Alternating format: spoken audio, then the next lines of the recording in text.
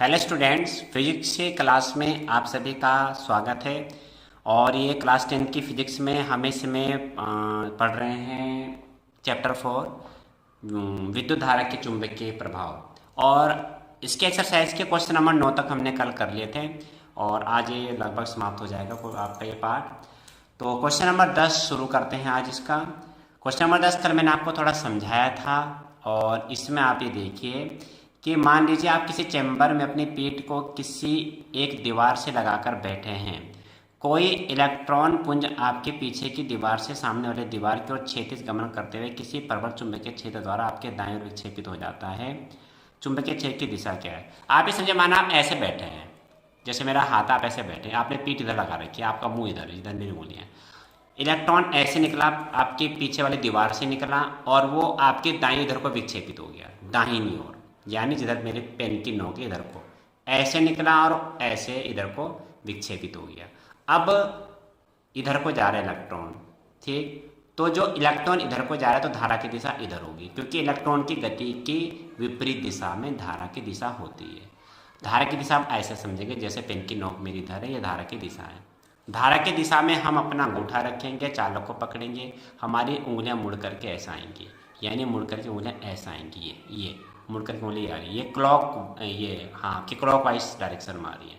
तो विद्युत चुंबकीय क्षेत्र की दिशा इस इलेक्ट्रॉन के चारों ओर दक्षिणावर्त होगी, ऊपरी मुखी कह सकते हैं, या दक्षिणावर्त होगी ऐसे। तो उंगलियां मुड़ करके ये आ रही हैं, या तो कह सकते हैं नीचे की ओर या दक्षिणावर्त, ऐसे मुड़ के आएंगी ये इस तरह से ये। तो आप इतना समझ नहीं पा रहे, क्योंकि कैमरे में इतना आपको शायद पता नहीं कितना दिख रहा है, ये मैं समझ नहीं पा रहा हूँ। पर आप इस बात को ज़रा समझें जो मैं कह रहा हूँ, कि ये आपका ये चालक है, समझे। क्योंकि इलेक्ट्रॉन इधर को जा रहा है तो धारा उसकी विपरीत दिशा में इधर को बहेगी। धारा की दिशा में हम अंगूठा रखेंगे, चालक को हम ऐसे पकड़ते हैं तो उंगलियां मुड़ करके ये आ रही है, ये अब मुड़ करके ये आए, ठीक। ये है तो उंगलियां मुड़ करके ये नीचे की ओर आई आपकी, तो इस तरह से नीचे से ऊपर की ओर ये आई उंगलियां, जो मैं इस राउंड कर रहा हूँ, ये आपकी कैसी दिशा है? ये आपकी दक्षिणावर्त है, ठीक है। तो इसे लिखते हैं आप। लगभग पाठ में काफ़ी चीज़ आपकी हो चुकी हैं, कुछ नई चीज़ें एक दो आएंगी तो हैं, बाकी ज़्यादा इसमें नया कुछ अब है नहीं। तो इसमें क्या है, क्वेश्चन नंबर 10 का आंसर आपका ये। तो इसमें देखिए आप, क्वेश्चन नंबर 10 है आपका ये। 10 में आप देखिए, चूंकि इलेक्ट्रॉन की गति की दिशा के, ये मैं आपको बता दिया था, चूंकि इलेक्ट्रॉन की गति की विपरीत दिशा में, विपरीत दिशा में धारा की दिशा होती है, धारा की दिशा होती है। इलेक्ट्रॉन, चूंकि इलेक्ट्रॉन हमारे दाईं ओर विक्षेपित हो जाता है, दाईं ओर विक्षेपित हो जाता है,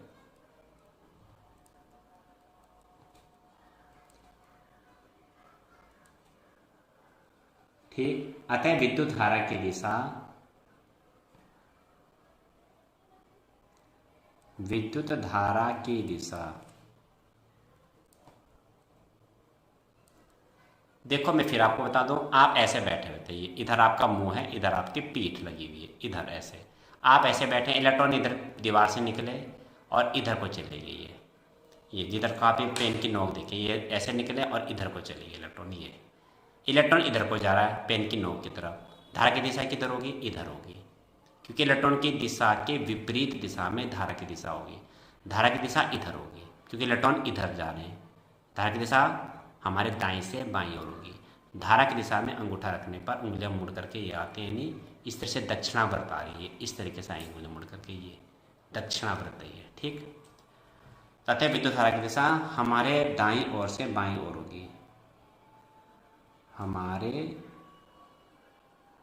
दाईं ओर से बाईं ओर होगी। ठीक, तो क्या होगा, दाएं हाथ अंगूठे के नियम से, दाएं हाथ के अंगूठे के नियम से क्या होगा, धारा की दिशा में अंगूठा रखकर, धारा की दिशा में अंगूठा रखकर, ठीक, अंगुलियां दक्षिण दिशा में मुड़ती हैं, अंगुलियां दक्षिणावर्त दिशा में मुड़ती हैं। इसमें एक चीज होनी चाहिए, अंगूठा धारा की दिशा में अंगूठा रखकर चालक को पकड़ने पर, चालक आप समझेंगे, यहाँ पे लिख देता हूं मैं रेड से, चालक को पकड़ने पर,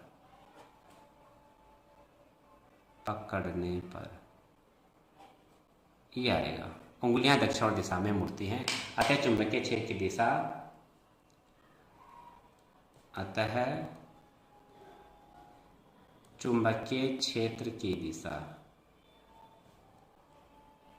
एक्चुअल में जब ये इलेक्ट्रॉन इस तरह से गति कर रहा है, धन इलेक्ट्रॉन उसकी विपरीत दिशा में गति करेंगे तो सीधा धारावाही चालक होगा ये, और सीधे धारावाही चालक के कारण उत्पन्न चुंबकीय क्षेत्र कैसा होता है, कई संकेंद्रित वृत्त होते हैं, नहीं तो कैसे होंगे, चुंबकीय क्षेत्र की दिशा कैसी होगी, दक्षिणावर्त दिशा, दक्षिणावर्त,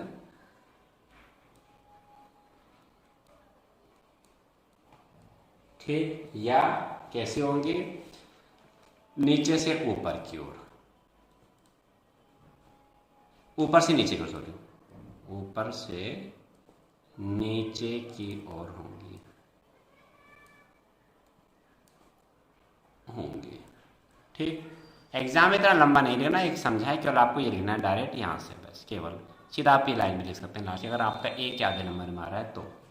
अब देखिए इसके 11वां क्वेश्चन, 11वें क्वेश्चन में क्या है, विद्युत मोटर का नामांकित आरेख खींचे, ये तो आपने बना लिया था, इसका सिद्धांत तथा कार्यविधि स्पष्ट कीजिए, विद्युत मोटर में विभक्त वलय का क्या महत्व है, सब ये मैंने करा दिया था, चित्र हमने बना दिया था, सिद्धांत बता दिया था, सिद्धांत पे रखा, हल्का से एक बार मैं इसे वर्बली बता देता हूँ। जब किसी मोटर किसी कुंडली को शक्तिशाली एक समान चुंबकीय क्षेत्र में रख करके उसमें विद्युत धारा प्रवाहित की जाती है तो उस पर एक बल युग्म कार्य करता है जो कुंडली को उसके अक्ष पर घुमाने का प्रयास करता है, और यदि कुंडली अपने अक्ष पर घूमने के लिए स्वतंत्र है तो कुंडली घूमने लगती है, यानी इसको दिया गया विद्युत ऊर्जा यांत्रिक ऊर्जा में परिवर्तित हो जाती है।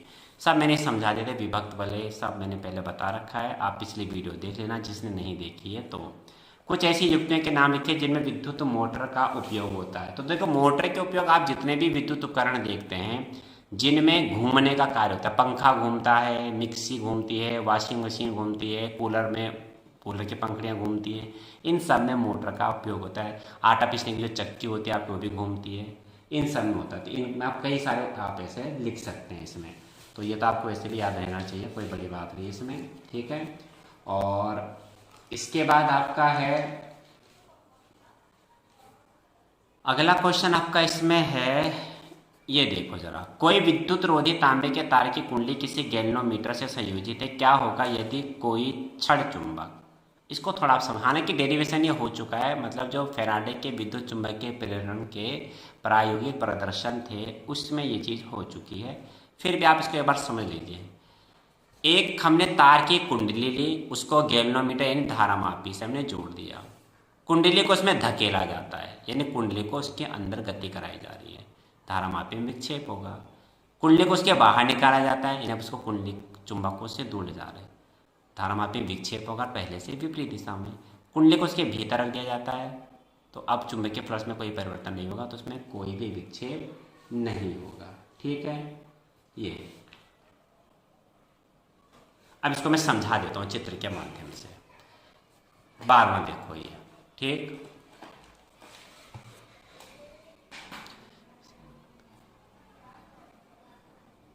देखो 12वां आप ये 12वें में क्या है आपको दे रखा है, इसमें एक कुंडली दे रखी है, चित्र से थोड़ा आपको समझने में आ जाएगा, आसान हो जाएगा। ये है, और ये धारा माप इसमें जोड़ दी। थोड़ी भाषा इसमें ऐसी कि भाषा इस प्रकार प्रयोग कर रखी है कि कुंडली चुंबक को, अब कोई सा भी सिरा हो, चाहे वो एन होगा या एस होगा, कोई सा एक सिरा होगा, चुंबक को कुंडली में धकेला जाता है, यानी इसको इसके पास लाना है, तो इसके चुंबकीय फ्लक्स में परिवर्तन होगा और क्या होगा, इसमें एक डिफ्लेक्शन होगा एक दिशा में।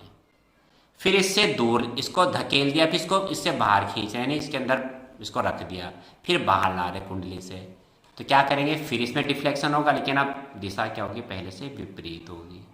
समझ गए। और इसके अंदर ही रख दिया, तो जब चुंबक को आप गति कराना बंद कर देते हैं तो इसके चुंबकीय फ्लक्स में कोई परिवर्तन नहीं होता है और इसमें कोई विक्षेप नहीं होता है। ठीक है, तो समझ गए कि बहुत सिंपल है, वही प्रायोगिक प्रदर्शन वाले ही सारे डेरिवेशन है। तो इसमें क्या लिखेंगे, इसमें हम केवल ये लिखेंगे कि जब कुंडली को, नहीं जब चुंबक को, जब चुंबक, फर्स्ट इसका है, जब चुंबक को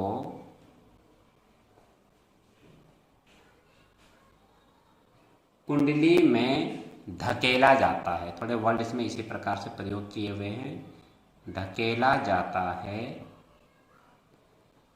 तो चुंबकीय फ्लक्स में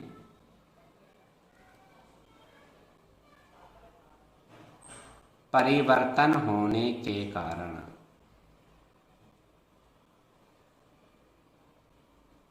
परिवर्तन होने के कारण क्या होता है, कुंडली में एक प्रेरित धारा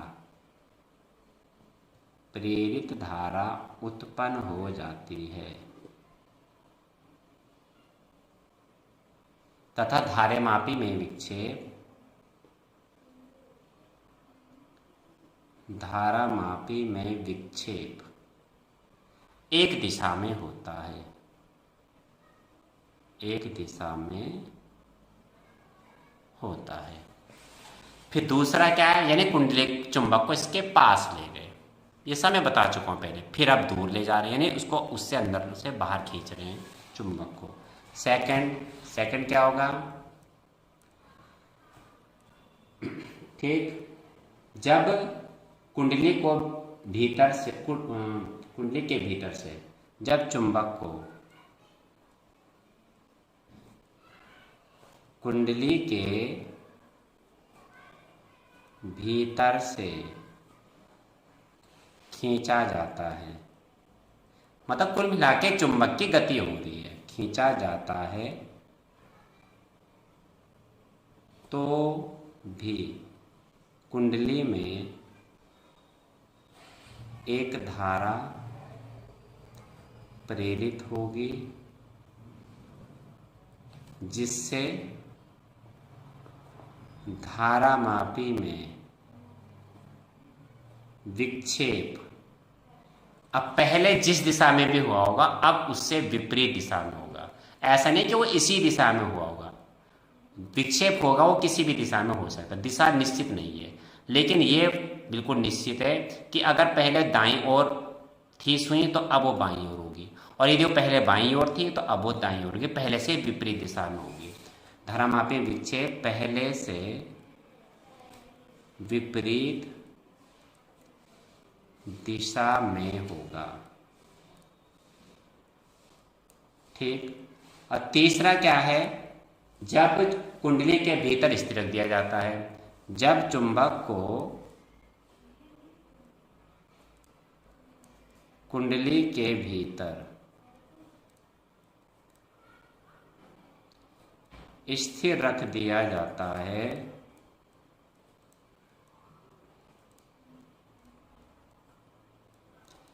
तो चुंबकीय फ्लक्स में, भाई जब आपने गति ही बंद कर दी तो चुंबकीय फ्लक्स में कोई परिवर्तन होगा ही नहीं। आपने पूरा डेरिवेशन वाली वीडियो अगर देखी है तो आपको अच्छी तरह पता होगा कि जो चुंबकीय फ्लक्स में परिवर्तन होता है वो केवल चुंबक या कुंडली किसी एक की गति के कारण होता है। हम स्थिर कर देंगे दोनों को तो कोई चुंबकीय फ्लक्स में परिवर्तन नहीं होगा।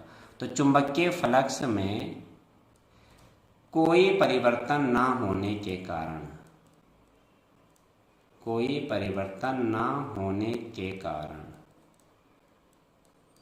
जिस किसी को भी ये नहीं पता है चुंबकीय फ्लक्स क्या होता है, चुंबकीय फ्लक्स में परिवर्तन क्या होता है, मैं फिर कह रहा हूँ पिछली वीडियो देखें। अभी पार्ट खत्म हो जाएगा, इसकी पूरी प्लेलिस्ट तैयार हो जाएगी। प्लेलिस्ट में आप जाकर के पूरे पार्ट को देख सकते हैं। इसकी टोटल 23 वीडियो है इसकी, तो आप पूरे पार्ट को देख करके समझ सकते हैं। जिसने नहीं देखा है तो वो समझ भी नहीं रहा होगा, और जिसने देखा है फिर भी नहीं याद आ रहा तो दोबारा से फिर देख लें, ठीक है। ना होने के कारण धारामापी में कोई विक्षेप नहीं होगा, कोई विक्षेप नहीं होगा, ठीक है। इसके बाद आप ये देखें 14वां सवाल, इसमें दो वृत्ताकार आपके क्या हैं, इसमें आपके दो वृत्ताकार कुंडली ए और बी एक दूसरे के निकट रखी है, ठीक। कुंडली ए में विद्युत धारा में कोई परिवर्तन करें तो क्या कुंडली बी में कोई विद्युत धारा प्रेरित होगी, हमें कारण बताना है। तो इसमें क्या होगा, दो कुंडियां रखी हुई हैं आप आसपास में, आप सवाल पढ़ के समझ सकते हैं। और एक यानी कुंडली बी में जो, कुंडली ए में जो धारा हम प्रवाहित कर रहे हैं उसके मान में परिवर्तन कर रहे हैं। तो जब मान में परिवर्तन कर रहे हैं तो चुंबक कम और ज़्यादा बनेगी, यानी कम प्रबल अधिक प्रबल। मैं आपको अब इस चित्र के माध्यम से समझाता हूँ, ठीक। आप इसे देखिए, समझो लास्ट ही क्वेश्चन है ये, क्योंकि बाकी सब जो आगे क्वेश्चन वो मैंने करा रखे हैं। तो सॉरी 14 है ये, 13वां ये था अभी आपका, ये 13वां था। 12वां मैंने आपको, 12 तो खैर आपके मोटर वाले कुछ इंस्ट्रूमेंट बताने थे, 14 है ये, ठीक। क्वेश्चन क्या है, देखो दो कुंडली हैं, आपसे समझ जाएंगे बड़ी आसानी से। ये दो कुंडली हैं और इसमें हमने बैटरी से धारा प्रवाहित की है।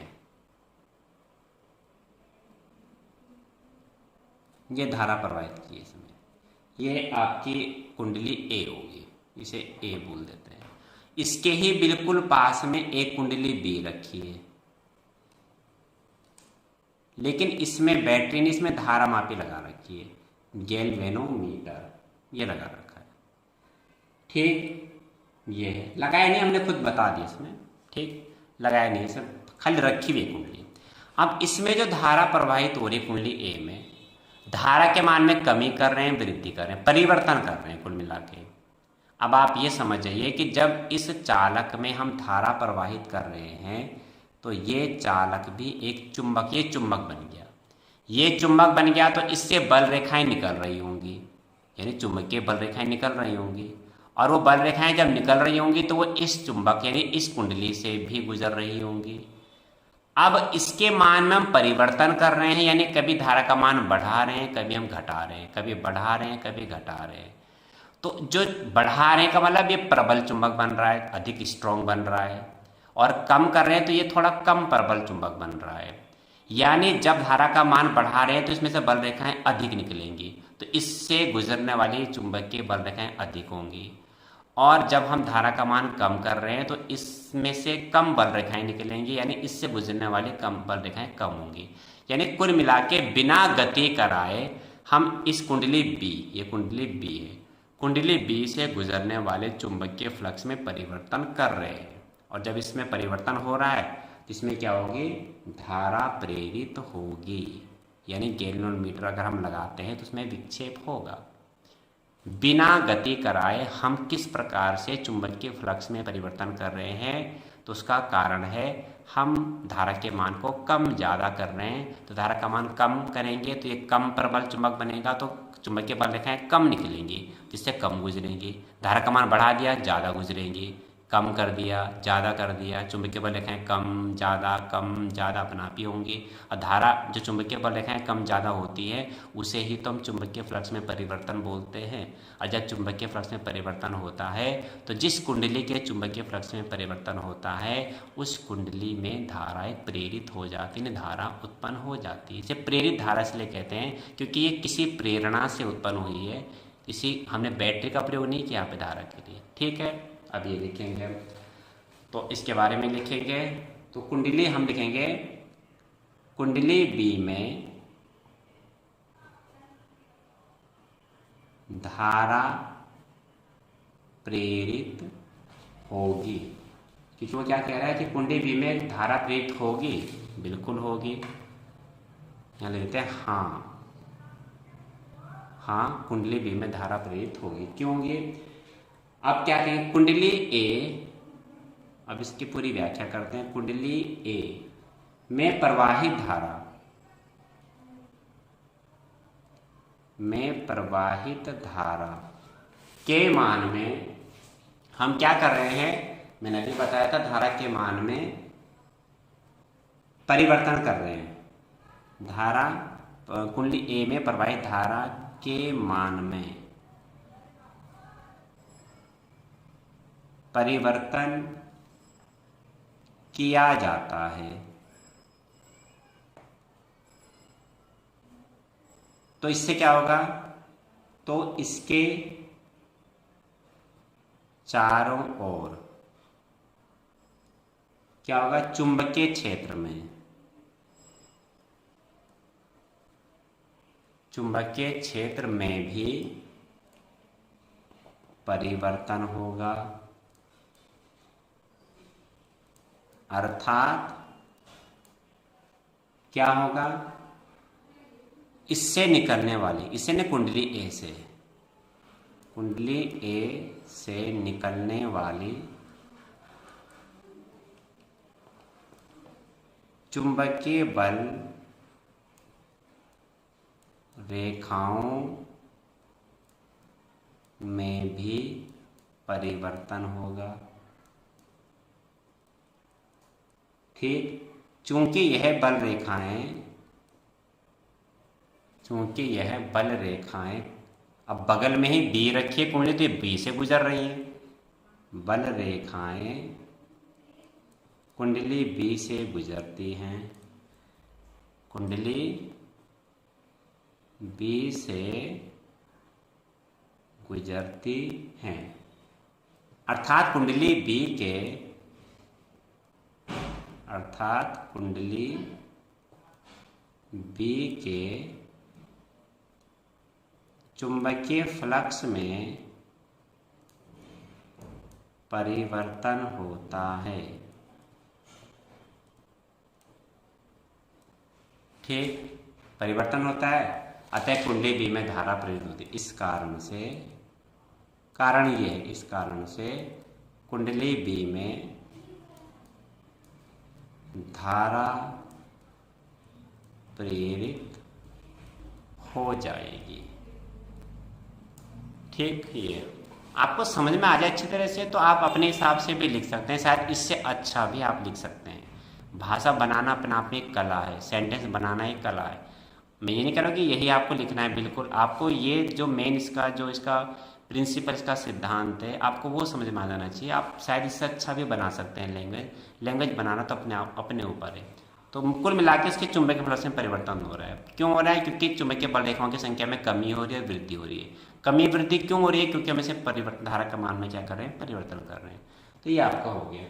ठीक, आगे के क्वेश्चन आपके देखिए 14 हुआ, ये देखो 15 में क्या है, निम्नलिखित दिशा को निर्धारित करने वाला नियम लिखिए। तो नियम मैं आपको सारे समझा चुका हूँ, आपको पता होना चाहिए। किसी विद्युत धारा चुंबकीय क्षेत्र की दिशा को ज्ञात करने के लिए दाएं हाथ के अंगूठे का नियम लगता है। दाएं हाथ, ये दायां हाथ है।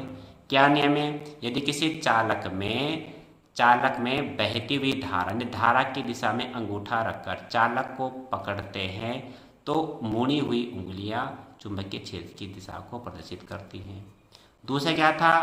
बल की दिशा। किसी चालक पर लगने वाले बल की दिशा को कैसे ज्ञात करते हैं? बल की दिशा के लिए करते हैं फ्लेमिंग के बाएं हाथ का नियम। मैं कई बार बता चुका हूँ आपको, फिर एक बार हल्का सा देख लीजिए। मेरा बायां हाथ है, बाएं हाथ का अंगूठा अंगूठे के पास वाली 2 उंगलियां तर्जनी और मध्यमा तीनों को इस प्रकार फैलाते हैं कि ये तीनों एक दूसरे के परस्पर लंबवत रहें। तो मध्यमा उंगली विद्युत धारा की दिशा में हो, तर्जनी उंगली विद्युत चुंबकीय क्षेत्र की दिशा में हो, तो अंगूठा चालक पर लगने वाले बल की दिशा को इंगित करेगा। इस तरीके से रखना है, ये देखिए। ठीक, फिर विद्युत प्रेरित धारा की दिशा, प्रेरित धारा की दिशा निकालते हैं फ्लेमिंग के दाएं हाथ के नियम से। यदि हम अपने दाएं हाथ का अंगूठा अंगूठे के पास वाले 2 उंगली तर्जनी और मध्यमा तीनों को इस प्रकार फैलाएं कि ये परस्पर एक दूसरे के लंबवत हों तथा अंगूठा चालक की गति की दिशा में, तर्जनी चुंबकीय क्षेत्र की दिशा में हो तो मध्यमा उंगली चालक में प्रेरित धारा की दिशा को इंगित करेगी। ये हो गया। ये अगला आपका क्या है, विद्युत जनरेटर। देखो विद्युत जनित्र अगर कह रहा है तो आप डीसी जनरेटर बनाएंगे। सिद्धांत दोनों का सेम है, ब्रूसों का कार्य आपको बताया रखा है। किसी लघु पतन कब होता है, जब न्यूट्रल और फेज तार जुड़ जाते हैं, धारा का मान बहुत अधिक हो जाता है, प्रतिरोध बहुत कम हो जाता है। ठीक, वहाँ पर आग लगने का खतरा भी उत्पन्न हो सकता है। और भू संपर्क बहुत अच्छी तरह समझा दिया था आपको। और धातु के आवरण वाले विद्युत सांधित्रों को भू संपर्कित करना क्यों आवश्यक है?